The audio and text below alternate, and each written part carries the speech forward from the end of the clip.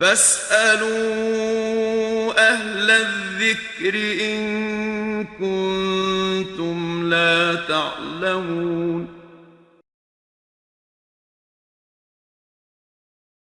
هذا القرآن يوحدنا لطريق الخير يوجهنا الله تعالى أنزله ورسول الله معلمنا Bismillahirrahmanirrahim. Assalamu alaykum, hurmatli televizor ko'ruvchilar.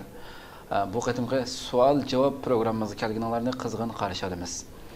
Bugun ham yana studiomizda hurmatli ustozimiz Abdul Hakimxon Mahsumajim qadam tashrif qildi. O'ziga ko'p rahmat aytamiz qatnashib berganligi uchun. Rahmat, Alloh razı olsun. Qadrli qarindoshlar, bugun bevosita gapni uzatmay savolimizga kang qarindoshlarimizninki shu bir oy ichida yo'llagan savollarga cevap berish uchun birinchi savoldan başlaymiz. Hurmatli Mahsumajim aka, oldindan birinchi savolni o'qay. Birincisi yo'llagan hamshirlarimizdan Gül ismli bir qarindoshimiz yo'llabdi. Gunohim davomlashyapti degan mavzu bilan. Assalomu alaykum diniy olimlar. Men bakmo xato ish qilibdiman. Men xotirjamsizlik ichida yuryapman. Menga chiqish yo'li tepib bergan bo'lsanglar, ulug' Alloh sizlarga rahmat qilsin. Mening burnimni boshqalar pasrak deydi va o'zimni shunda his qilatdim. Shaytonning kayniga kirib burnimni egizlitish operatsiyasi qildirdim. U chaqda men buni aybimni o'zgartirish deb bilibdiman. Keyin Qur'onning tarjimasini va hadislarni o'qidim, dilim yuridi. O'zimdagi butun nuqsonliklarni tuzatdim. Qilgan ishim ulug' Allohning yaratganini o'zgartgan bo'ptiman. Ko'p pushaymon qildim, tavba qildim, yig'ladim. Hozir o'rinib yuraman. Biroq qayta asliga keltirish operatsiyasi qilishdan qo'rqdim. To'qilmalar buzilgan bo'lsa, aks ta'siri bo'lamdikin deb. Mening hammadan bak ansiraydiganim tavba qilsammi gunohim davomlashyapti deb o'ylayman. Mushundaq o'lib ketishdan texmi ansirayman. Men o'zimni kechirmayman, ulug' Alloh meni kechirgay deb bu shaklda oxirlashtiribdi. Ondan bo'lgan başlasak. A'udzu billahi mineşşeytanirracim. Bismillahirrahmanirrahim. Nahmaduhu ve nesta'inuhu ve nestağfiruh. Ve na'udzu billahi min şururi enfusina ve min seyyiati a'malina. Men yehdihillahu fela mudille leh ve men yudlil fela hadiye leh. Ve neşhedü en la ilahe illallah vahdehu la şerike leh. Ve neşhedü enne Muhammeden abduhu ve resuluh. Biz bu qarindishimizningki savoliga javob berishdan burun qarindishimiz o'tirib qo'ygan bu masalaninki islom dinidagi hukmi nima? Buning ustida to'xtalib, buni izohlab, bu haqda qisqa tushuncha bergandan keyin matemaga o'tishimiz, savol javob berishimiz lozim dedim. Qarindishimizning o'tirib qo'yganini o'zininki buninki normal ahvoldan biroz paka ishkelligini his qilib, buni o'ziga nisbatan bir ayb his qilib, mush aybdan qutulish niyatida operatsiya qildirib, buni o'ng'shatganligi. Bu ishni qilgan vaqtda islomni tushunmagan, islomning g'aflatdagi vaqti, keyin Allohning rahmati, hidoyati bilan islomni tushungandan keyin bu qilmishidan qattiq pushaymon qilganligi. Shuning bilan birga qayta o'zining aslidagi holatiga keltirish uchun qayta operatsiya qildi bo'lsa, uning boshqa yomon oqibatini kelib o'zi buzilib boshqa shundan qo'rqqanligi. Bunda ketaversam Allohning oldiga men Alloh chekdigan bir ishni qilganga ta'dir qaysi o'zim bilan boraman degan bu hissiyotda Allohdan qattiq qo'rqqanligi. Buni o'tirib qo'yaptim. Bir qatimning baş xato ishni qilib, bu xato qilmishiga pushaymon qilib, hidini tushungandan keyin Allohdan qo'rqib, manda diqqat qilganlik uchun qarindishimizga biz rahmat aytamiz. Har qanday mu'min musulmon oynda ruhda bo'lishi lozim. Yani bu meselenin o'zi aslında qarindishimizningki buni husn tuzash ya güzelleştirish operatsiyasi deb ataladi Uyg'urchada. Ana mushkildagi shakldagi jamiyatda bo'layotgan buning doirasi ham kengayib ketaylik, o'zining ma'lum a'zolarini hozirgi shu modalayotgan shakldagi bir a'zoga o'xshatish uchun her xil niyetde. Mesela yüzdeki qo'riqdan yo'qotish, masalan, ba'zi organlarga her xil o'zgartirish, o'zish qatorliq bu ishlar biz yashayotgan bu davrda yamrab ketib boradi. Mush xildagi ishning shar'an hukmi nima degan masala haqida har bir mo'min musulmon aniq bir tushunchaga bo'lishi lozim. Yani mush xildagi masalani mush sahada tadqiqot qilib bo'lgan ulamolar ikki turga ayirliq. Ikki turga ayirib mush chiroyni tuzash operatsiyasi agar onundaki ma'lum bir zurriyetning tufaylidan bu xil turdagi operatsiyalar qildirilsa buni shar'an durust deylik. Masalan bir a'zo masalan yuzi o't kuyib ketib qoldi, yuz buzilib ketdi. Buni tuzash uchun ikkinchidan masalan ya leve kalıp ki başka a'zosi puchuq tug'ilib qolgan ba'zi ahvolda uni tuzatish uchun ve şunun o'xshatgan masalan bir a'zo yana bir tutash tug'ilib qoldi, ayrim bo'lib qoldi. Buni ayridish uchun mush xildagi o'ziga rasmiy ayib bo'ladigan aslidagi normal xilqat, aslidagi normal yaratilishga yot boshqa ma'lum bir ayib o'zirilan tug'ildi ya keyin ma'lum bir hodisa tufaylidan shunda o'zlariga duch kelib qoldi.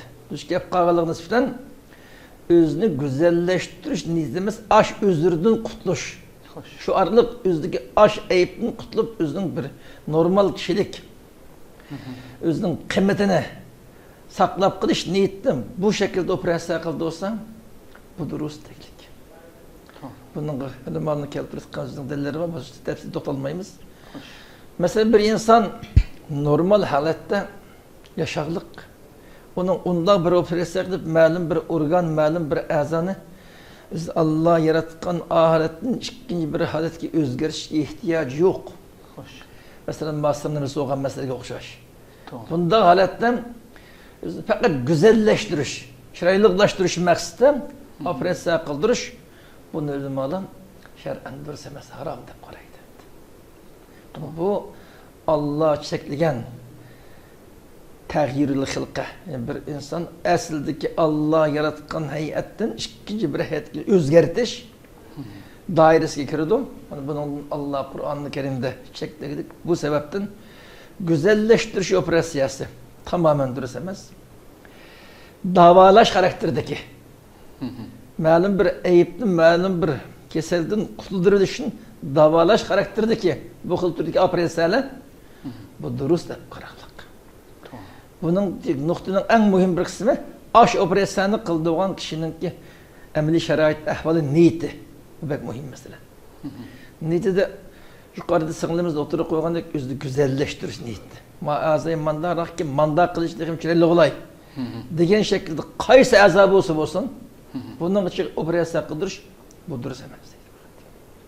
Bu şu katarda durust emas işini kıldım. Bu şunun durust emas hakkında ulamolarning tayangan delili mesela Allah Teala'nın ki Kur'an'daki Sure Nisa'nın 119. ayetinde hoşuna delil bir şey dedi. Bu ayette Allah Teala iblis nikah kılıp temindeki fikrini oturup koydu. İblis şunda diyen ekende Allah bunu lanet kılsın. Yani iblis insaniyetten eşeddi düşmanı bu. Bu ve la amrennahum fele yughayyirunne halqallah. Ben ey Rabbim sen yaratkan bu insanları buyruk kılıp muş insanları sen Allah yaratkan organlarını özgertişke ündep bunu kuturtup özgertike salaman dep iblis bu şekilde özünün meydanını cekarlarlık. Muş hüsnü düzeş, güzelleştiriş apresiyası kıldığı olan bana iblisinin aşı. Hareketiga asasen iblisning aş hücumu şu urinishni oldi mag'lub bo'lgan iblisga geçken insonning qatoridan bo'lgan bo'ladi da. Yani bu haqda Peygamberimizning Abdullah ibn Mas'ud'dan rivoyat qilingan bir hadisi var. O hadiste bir qancha masalani üstü to'xtalib kelib, mesela Abdullah ibn Mas'ud shunda deydi ki, ben Peygamber sallallahu aleyhi ve sellem anladım, Resul deydi ki,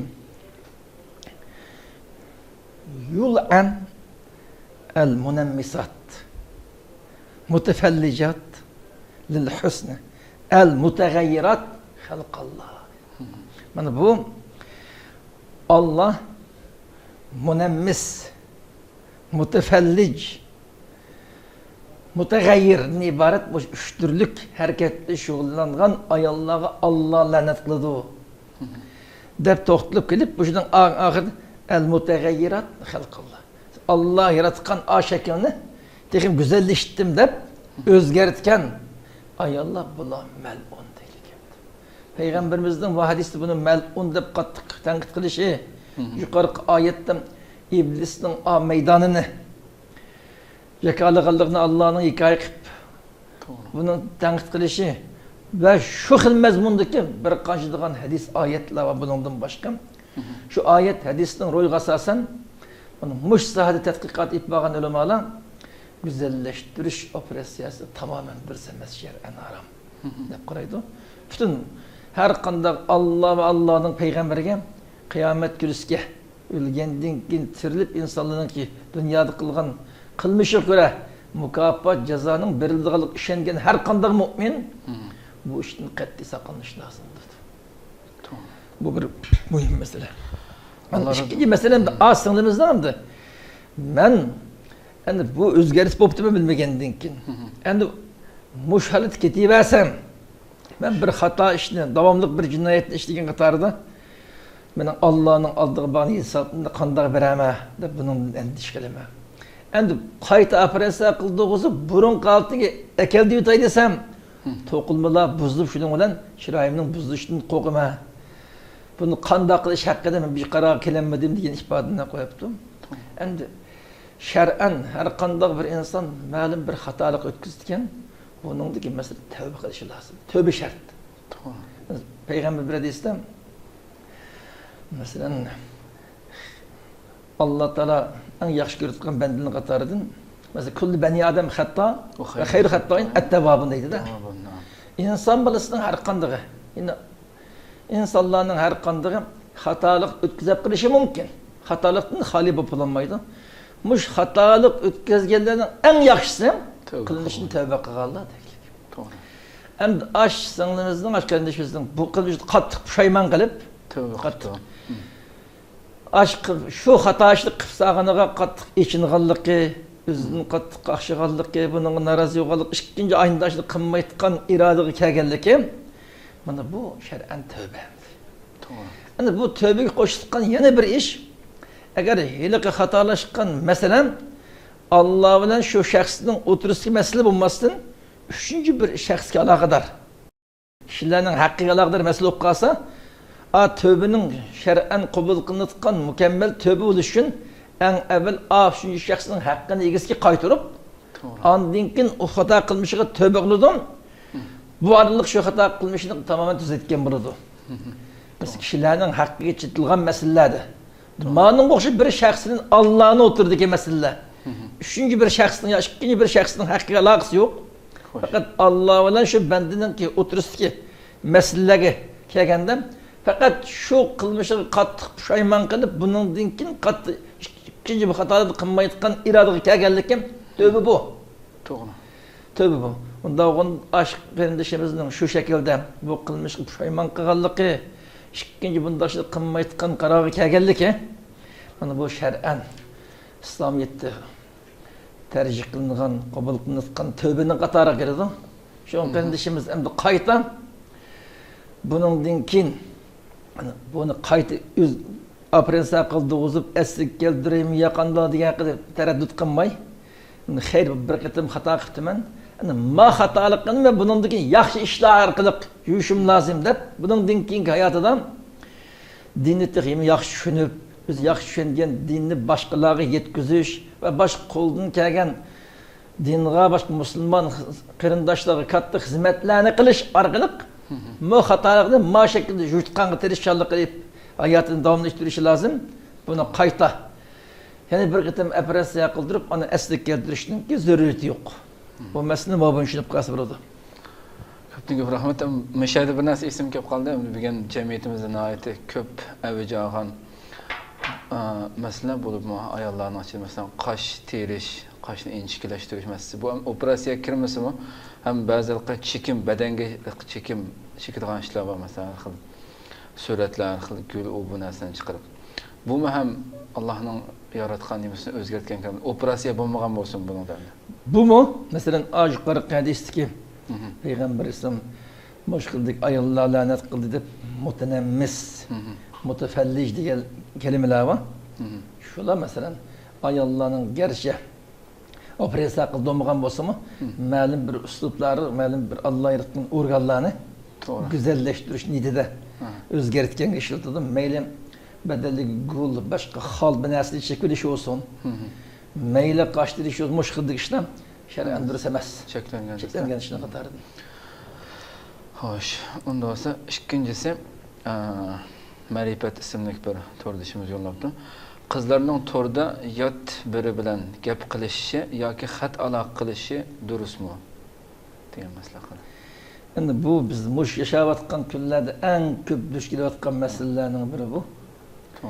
Hoş internet keşif kılıngandan mabeynede dastlabda ma'lum bir ihtiyoç ishlatilib kelgan bo'lsa, umumiy xalq buni ishlatgan seviyega kelib, hozir shu internet orqali aloqalashish, munosabat o'rnatish masalalari keng tarqaliqliq. Bu internetning bu sohada o'zaro aloqalashishning osonlashishi va nurg'un yaxshi ishlarni qilish fursatining yaratilishi orqali nurg'un ijobiy tarafi bo'lgan bo'lsa-mu, bu sahada ma'lum bir pasatlarning kelib chiqishiga sabab bo'ladiq bu saha. Endi shu internet orqali bir qizning yot ikkinchi bir er bilan munosabat o'rnatish masalasi, mayli xat yozish orqali munosabat o'rnatsin, mayli shunda suhbatlashish, fikrlashish orqali suhbat aloqa o'rnatsin. Endi bu masala biz eng jiq duch kelayotgan masalalarning biri. Buningki şer'en hükmünü biliş için bu özara bir asildeki mesela bir yat kız bilen bir yat ayalının münasebet o'rnatishinin şer'en hükmü neme? Bunu biliş lazım. Bir yerden başlaş lazım. Bir yat bir er bilen namahrem bo'lgan, gerçi nikah tushadigan şekildeki bir kızның ki er bilen münasebet o'rnatishinin hükmü şer'en doğru emas. Mesela bunun da İslam'dan da yat bir er bilen yat bir ayolning üçüncü bir şahs yalnız o'rnida qilib qilishi. Bu zinanın muqaddimesi kirli qat'iy haram bu. Bunun qattiq şekillenishlik sebep o iki şahs bir o'rinda qilib qolgandan keyin derhal yaman ish qildi demek emas. To'g'ri. Shu yalnız qilib qolgandan keyin o'zaro munosabat o'rnatiladi. Munosabat o'rnatilgandan keyin tadrijiy bir-biriga qiziqish, biriga havas qilish paydo bo'ladi. Mush orqali bu ishning oqibati zinoga olib bordi. Deganlik shakldan buning islomda qat'iy shakllangan. Buni arabchada xilvat sahiha deydi. Bir yot er bilan yot ayolning uchinchi bir shaxsi yo'q, ya'ni yolg'iz qilib qilishining o'zi shar'an harom deydi ekan bu. Buning masalan o'zaro munosabat o'rnatish olib bordi. Bu munosabat o'rnatish qiziqish, havas qilish qon zinoga olib bordi degan jihatdan buning shakllangan. Ana mushulik internet aloqa masalasi gerçi bevosita zinodan iborat o xatarlik hodisiga olib bormasa-mu, endi shu internet orqali xatizlashish, suhbatlash orqali dastlabki munosabat o'rnatiladi. Bu bir reallik. Munosabat o'rnatiladi. Munosabat o'rnatilgandan keyin buningda mana o'tirib qo'ygan qarindoshdan biraz dastlabki aqli qabul qilmay qilishi mumkin. Bu munosabat o'rnatilgandan keyin tadrijiy bir-biridan zish bir munosabat o'rnatishga o'tib, davomli izlashib turadigan, bu arada biz-bizga qiziqgan, havas qilgan ahvoli shakllanib, shu orqali gerçi internetda aloqalashayotgan o'rinda bo'lmasa-mu, ma'lum bir munosabat o'rnatilib, bir-biriga qiziqish, bir-biriga havas qilish turg'izilgandan keyin qaysi uni izlab topgan darajaga berib yotadi bu. İzlab topgan darajaga yetib berish orqali zinodan iborat axloqsizlikqa opamaydi bo'lmaydi-da. Unda bo'lgandan keyin har qanday bir harom ishga sababchi bo'lgan shu ishga bosib qolgan har qanday ish shar'an harom hisoblanadi. Mana bu usul fiqhida asosan bekitilgan muhim qonunlarning biri bu. Her qandaq vacibga vasıta tutqan narsa vacib, haramga vasıta tutup qatqan narsa bu haram deylik. Yani bunu degandek qarindoshlar biz to'g'ri hadis ishi, suhbat ish, dinni o'rgatimiz, da'vat qilamiz, boshqa nurg'un yaxshi ish qilamiz deyishi mumkin. Bunda yaxshi ishlar bo'ladi, zaten niyatda bo'layotganligi rost. Ammo mushkildagi masalani har o'z jinsi bilan qilishi lozim. Qizlar bilan qizlar, o'g'illarga o'g'illar qilish lozim. Agar dinni o'rgatgan, da'vat qilgan, yetishtirayotgan yaxshi maqsadli bo'lsa, bu Muşunun ihtiyaclı kızlar, muşuna kılatkan kızlarla alakalasın. Erler bilen alakalasın. Hizmetini, davetini, telini vasıkıp durup mu? Bunlar bilen hiç münasebet orun çıkmamaydı. Sorgan kişinin sorganın hatizişi, sohbet, iş, arılık, münasebet orun tutuştu. Soralıp, onun bu yat erinin, yat ayalının münasebet orun tutuşu tamamen doğru emez. Samdığında. Şunun için mushkildagi masalalardan qat'iy saqlanish lozim. Amaliyotda tanishishlik qisman to'y qilishga tegishlikda, to'rda internet orqali uchrashib, tanishib, to'y qilish orqali ma'lum bir yaxshi o'tirib chiqqan bo'lsa-mu, nurg'un oilalarning buzilishi, nurg'un axloqsizlik ishdan o'tirib kelib chiqish qatorliq ajoyib tahlikali ahvol yuz berdik. To'g'ri. Bunda bo'lgandan keyin buning da'vat ta'lim niyetli qilishdan ish olsa buni qizlar bilan o'g'illar bilan bir-biridan foydalanishi lozim. Yot er bilan yot ayollar internet xat orqali, musohbat orqali munosabat o'rnatishga ish qilmaslik lozim bo'ladi. Masalan, bu haqda Alloh taolo Qur'onda deydi: "Va iza sa'altumuhunna mata'an fas'aluhun min wara'i hijab. Zalikum athhar liqulubikum ve qulubihin." Müşahede Peygamber Aleyhisselam'ın ayallarından biraz sorup geldiğinde hitap kılıp şu ayallardan biraz soruğa vaktinde perdenin sırtıda, perdenin oturup durup soruşunu lazım. Bana bu senin kalbinin pak duruşu mu en faydalı, ayallarının kalbinin pak duruşu mu en faydalı bu değil.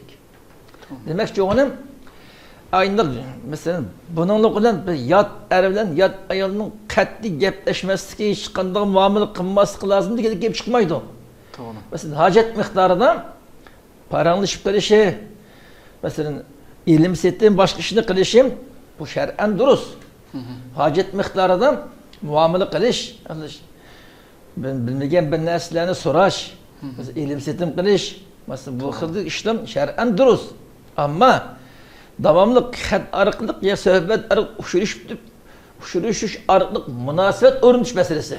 Bana bu münasebet örünüş bu bir yaman akıbetki yetkizici ihtimali oğaşqa bu dürüst emas deylik.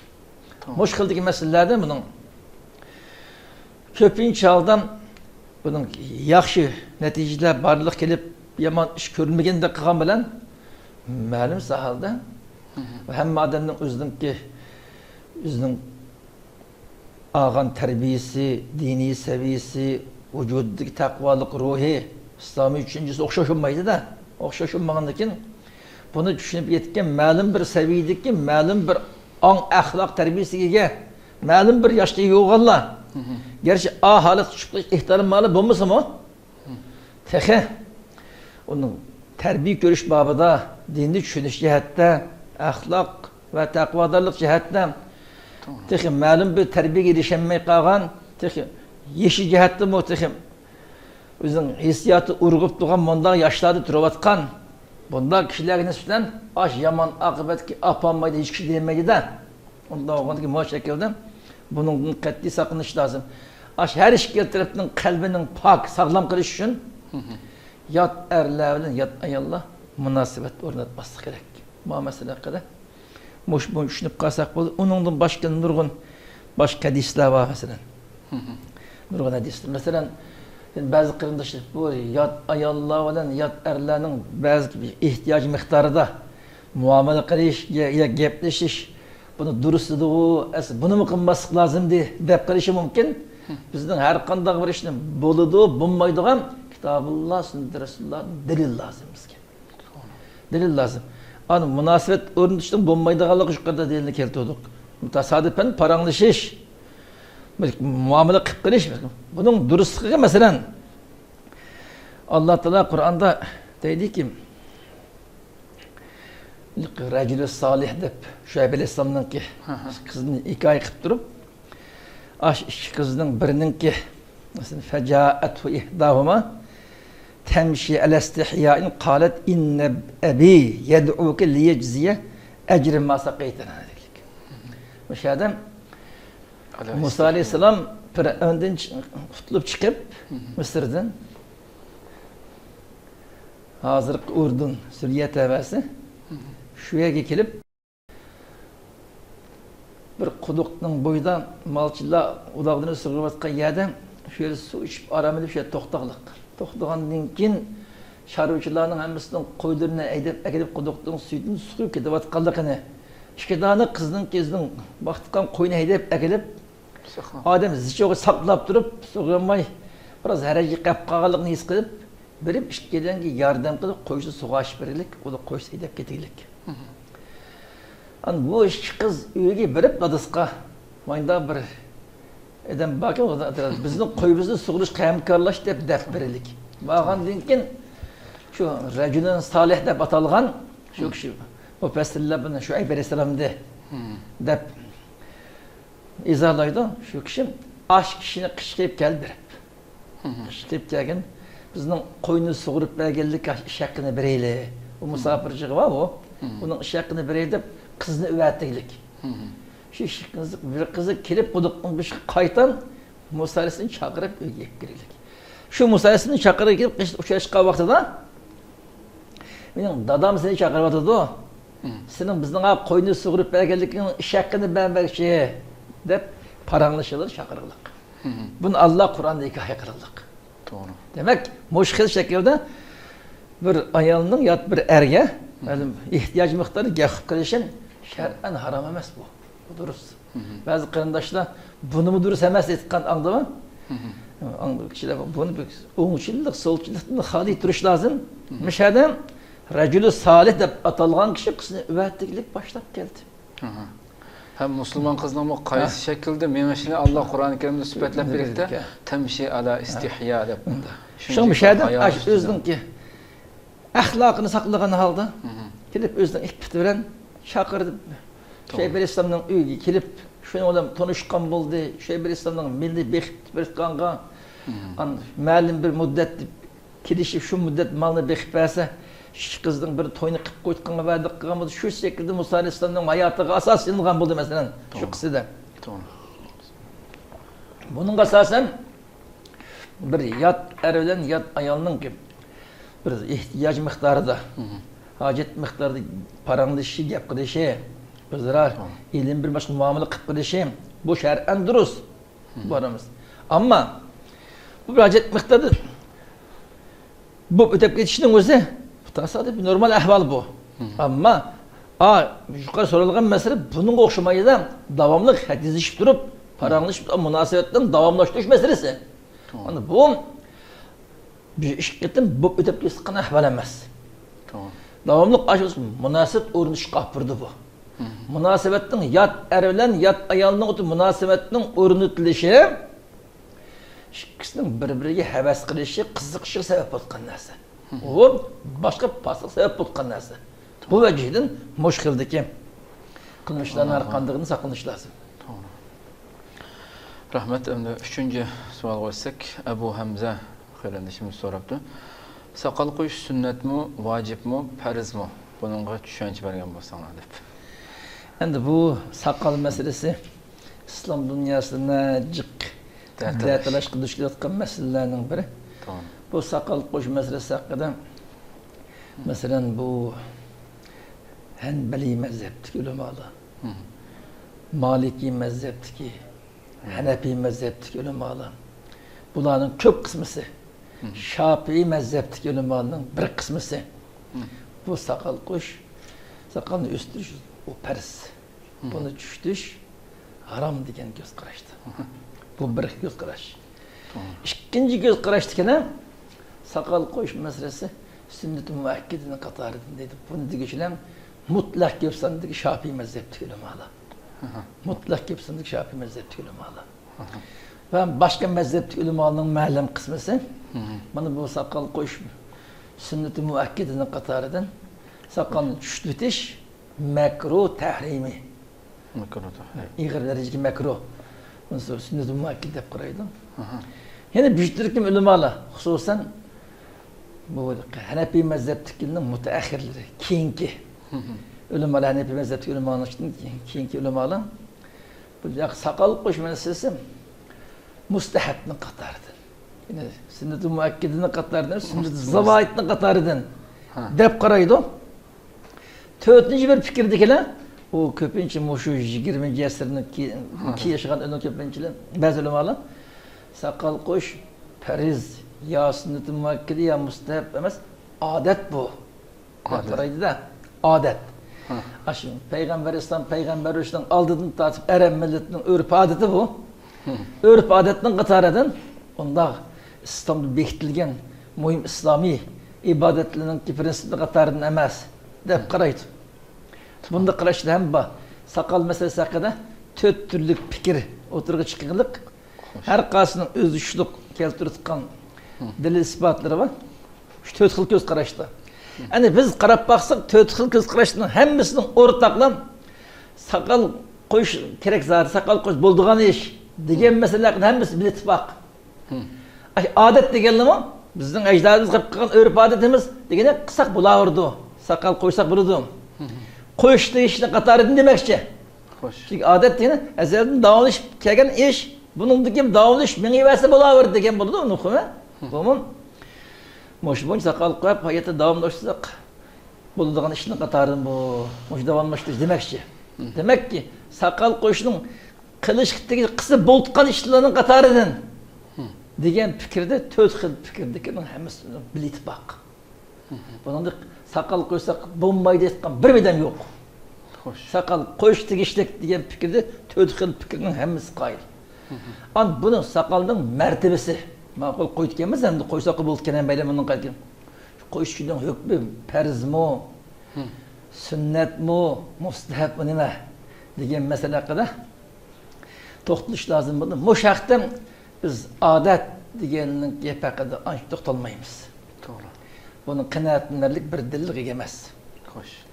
İkinchidan mustahab deyilgan Hanefi mezhebinin mutaahhirinin fikri olgan bo'lsa-mu, buni kuchli bir dalil emas.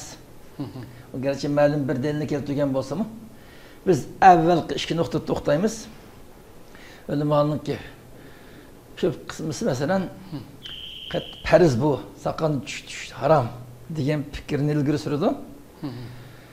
Yuqorida biz ismini atagan asadi ulamolar shuning bilan birga ikkinchi xil mutlaq ko'p sondagi Şafii mezhebidagi ulamolar, boshqa mezhebdagi ulamolarning ko'p qismisi, ma'lum qismisi bu sünnet-i muakkidning qatoridan bu.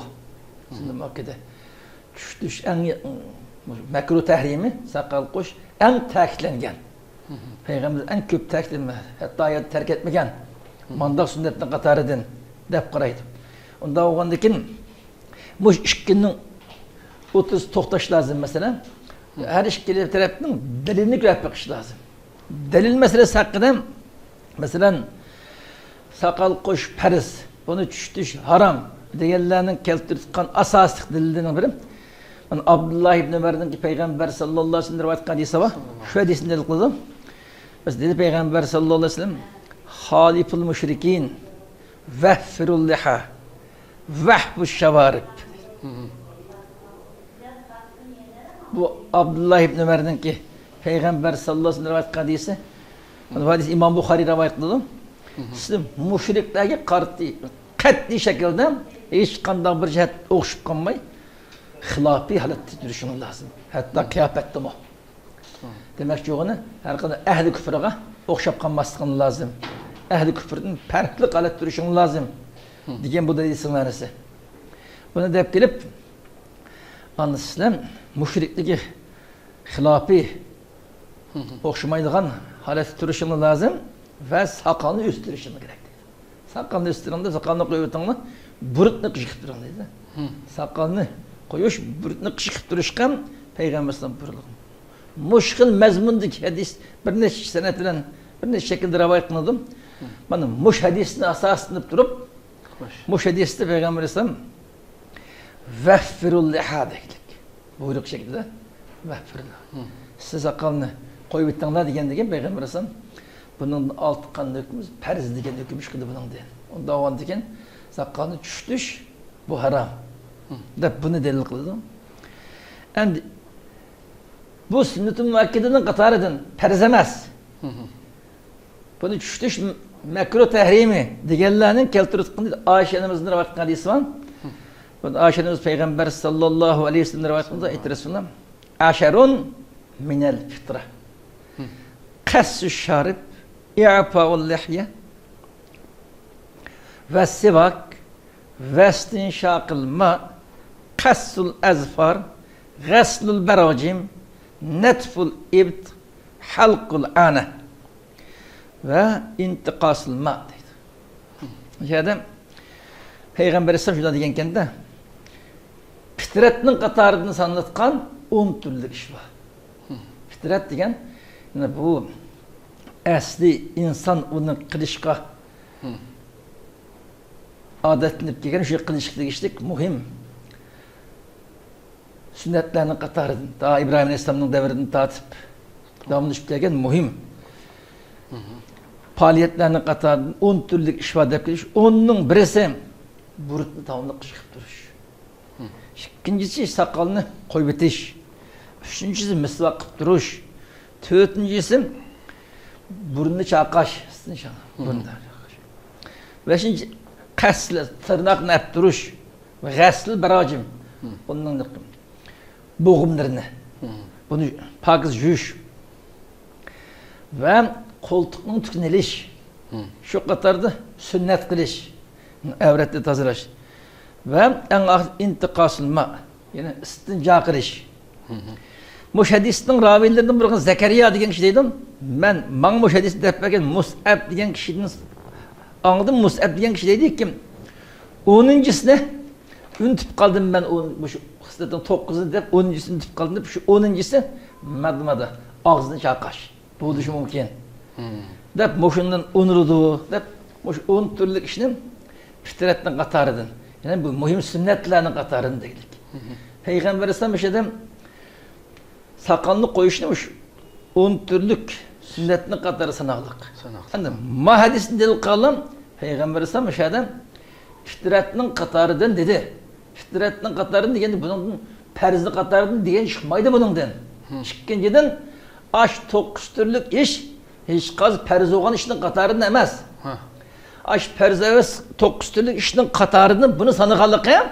Aş katardan bunun perz emezkenin delili bu. Onda oğandıkken muş hadisinden çıktıkan delil bana sakal koşunun ki muhim bir sünnet ikenligi, sünnet-i müvakked ikenligi.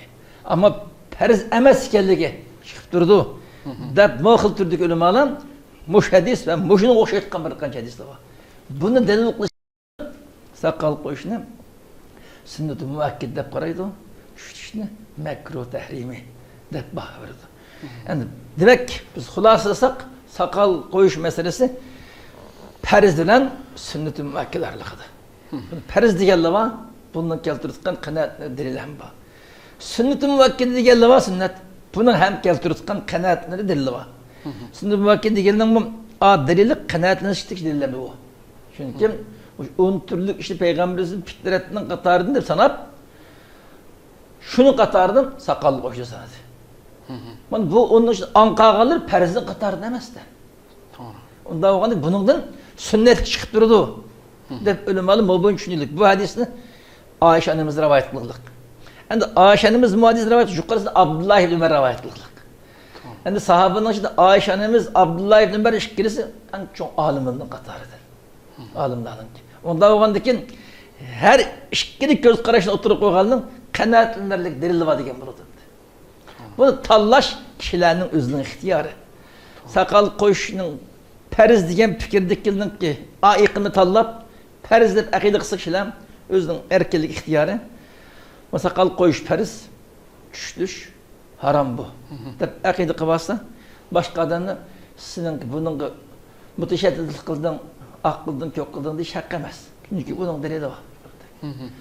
Endi bu sünnet müvakkidinin qatarında düşünüp maiqimni qo'llab buni saqal qo'yish sünnet müvakkide tushdish makruh tahrimi degan e'tiqodnikinin boshqaning sen fasiqlik qilding, islom to'liq amal qilding deb haqorlash haqqi yo'q. Çünki bunun peygamberimizning sünnetine delil taynıqlıq. Yuqarı qız peygamberimizin hadisinde olganda bu peygamberimizin hadisi. Ama bu'yerdagi ikkisining qaysi afzal degan masalaga nisbatan delilning kuch-quvvati e'tibori bilan delilning kuch-quvvati e'tibori bilan mana bu mencha sünnet-i muvakkid deganiki delil kuchli chiqib turadi. Delilning kuch e'tibori bilan. Ammo ehtiyot babiga borgan vaqtida ehtiyot babidan avval qilinganki ortiq. Bunda olgandan keyin men shaxsan o'zimning ko'z qarashimdan men shu saqal qo'shqa davomli diqqat qilib birlik bu sünnet-i muvakkidning qatoridan buni tushutish xato bu to'g'ri emas tushmaslik kerak. Buni qildim makruh tahrimini qilmadi degan qinoatdi. Ammo texim afzal ehtiyot yo'lini tutamiz deganlar saqal qo'sh qat'iy farzlab ash bo'yicha tursa nayt yaxshi bo'ladi. Ammo mush munosabat bilan diqqat qilishdan bir masala borki, masalan bizning vatanda hozir saqal qo'yish, hijob ish masalasi haqida nayt ig'ir besim uchroqliq. Xalqimiz shu darajada zulm uchrayaptiki, Alloh undigan inaktik tukdimi saqlab qilish qodir bo'lolmay zolimlar tarafdan ashun tushsan deb majburlaqliq. Masalan shunday bir holatlarga duch kelishimiz mumkin. Ba'zi qarindoshlarimiz bor, o'zi nayt yaxshi, dinga xizmat qilayotgan, agar o'zininki qiyofatni yo'shib tiz jamiyat qilib qolsa, nurg'un yaxshi ish qilalaydi. Ammo saqalni qo'yib, atonlib qolgan davomli nazorat ostiga qilib qilib, nurg'un ishni mahrum qilib qoladi. Bunda ahvol ishib qolib qolsa, an u vaqtda bu ikkinchi xil ko'z qarashdikining fikrini tarjih qilib turib, an u vaqtda tadbiran o'zining majat qiyofatni yo'shirib turib, boshqa yaxshi ishlarni qilib o'rishib ko'rsa, bu bo'laverdi. Ammo normal hech qanday besim ushirmayotgan erkin rayni yashayotgan qarindoshlar mumkin qadar ash birinchi xil fikrni tarjih qilib shu bo'yicha o'ziga qattiq talab qo'yib, bu har bir shaxsning kishilik irodasiga bog'liq ish o'g'ashqa shuni amallashtirish kerak lazım. Naytiki masalan biz o'zimiz nisbatan saqal qo'yishdan iborat islomning muhim bir prinsipini amalga oshirish, kundalik hayotni tatbiqlash qattiq tirishimiz. Ama bunu qilolmay qolgan kishi nisbatan sen degan haromni tark etding, sen degan haromni qilding, sen degan fosiq u bu deb ular bilan majra qilish, jangishda o'ynash bu to'g'ri bo'lmaydi. To'g'ri. O'zimiz ishni qilish tirishimiz boshqalarga nisbatan bo'lsa ashqardan o'ynab qilib qolsin deb shu sohaga islomning eng afzal prinsipini kundalik hayot tatbiqlab qilishga tashabbus qilamiz, da'vat qilamiz, yordam qilamiz. Ammo ko'nglimizda ammandagi inikini saqal bo'lgandan keyin eng katta birinchi nomerlik jannatga chiqqan kishi men. Ammo bosh saqal qo'yolmay qolgan insonlar bu degan davomli ig'ir jinoyat fosiq bo'lib jannatga chiqqanning qatorida yo'q degandek ong'i gap qilish, mana bu bir xatarlik.